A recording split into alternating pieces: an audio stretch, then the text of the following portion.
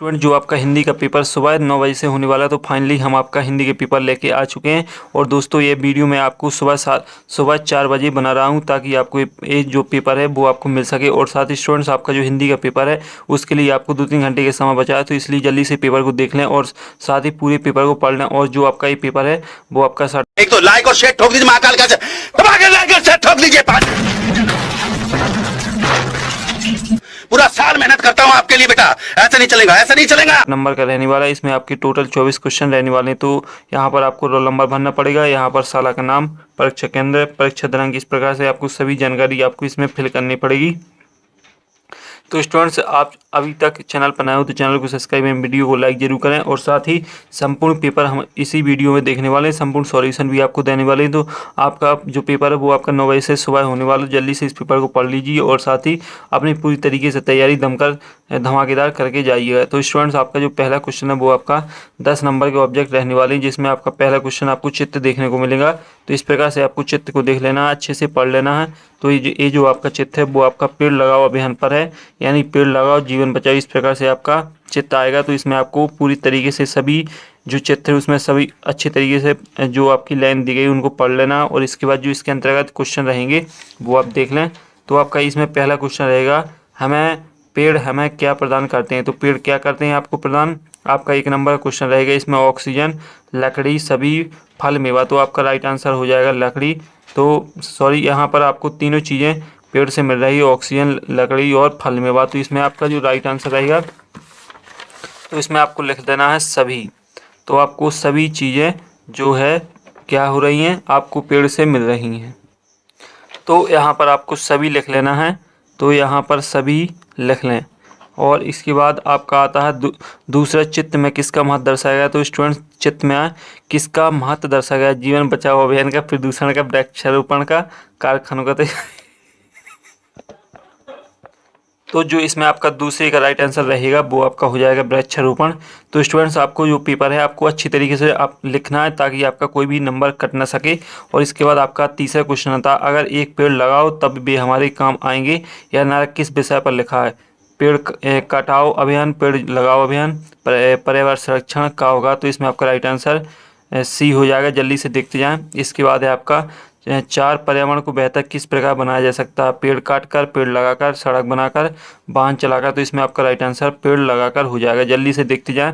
इसके बाद आता है आपका चित्र में वृक्षों को अन्य किस नाम से पुकारा गया है। तो इसमें आपका जो राइट आंसर रहेगा वो आपका सोना हो जाएगा। तो स्टूडेंट्स, आपके जो विकल्प हैं वो मैंने आपको करवा दिए। इसके बाद आता है आपका गद्यांश। तो स्टूडेंट, जो आपका गद्यांश है वो आपका 5 नंबर का रहेगा। तो इसे आपको पहले अच्छे तरीके से पढ़ना है और साथ ही इसके जो क्वेश्चन है वो आपके नीचे आपको मिलेंगे। तो इसी में से आपको आंसर देख लेना है।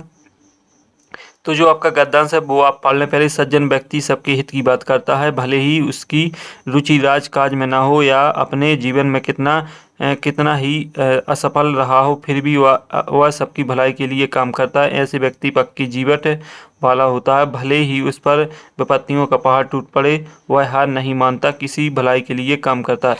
तो स्टूडेंट्स, आपका पूरा गद्यांश आपको अच्छे तरीके से पढ़ लेना है। इसके बाद जो इसके अंतर्गत क्वेश्चन है, सज्जन व्यक्ति किसकी भलाई के लिए काम करता है। तो स्वयं की, एक व्यक्ति की, सबकी, अपने बच्चों की। तो इसमें आपका राइट आंसर रहेगा सबकी हो जाएगा।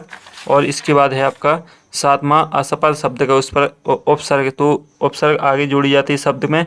तो असफल में आपका जो आपका उपसर्ग रहेगा वो आपका अस हो जाएगा। इसके बाद है आपका 8वां, जीवट वाला में प्रत्यय क्या। तो जीवट वाला में आपकी जो प्रत्यय हो जाएगा वो आपका बाला हो जाएगा। इसके बाद आपका 9वां, सज्जन शब्द संधि विच्छेद। तो सज्जन का संधि विच्छेद हो जाएगा आपका सत प्लस जन। तो जल्दी से देखते जाएं। इसके बाद है पहाड़ टूटना मुहावरे का अर्थ है। तो इसमें आपका हो जाएगा बड़ी विपत्ति आना। तो आपके सही विकल्प पूर्ण हो जाते हैं। इसके बाद आते हैं आपके क्वेश्चन आंसर। तो देख लें, जो आपका 11वां क्वेश्चन है, मेरो मन अनंत कहाँ सुख पावे, जैसे उड़े जहाज को पंछी फिर जहाज पर आवे। तो ये आपका 3 नंबर का क्वेश्चन रहेगा। इसका आपको भाव स्पष्ट करना है। तो आपको यहाँ पर इसका सॉल्यूशन लिखना है। सॉल्यूशन आपको वीडियो के एंड में मिल जाएगा। पहले आप क्वेश्चन को देखते हैं। साहसी जननी किसे कहा गया और क्यों, ये भी आपका 3 नंबर का क्वेश्चन रहेगा। इसके बाद है आपका जो 13वां क्वेश्चन है, मुंडा आंदोलन पर प्रथम स्वतंत्रता संग्राम आंदोलन का क्या प्रभाव पड़ा। 3 नंबर का क्वेश्चन है।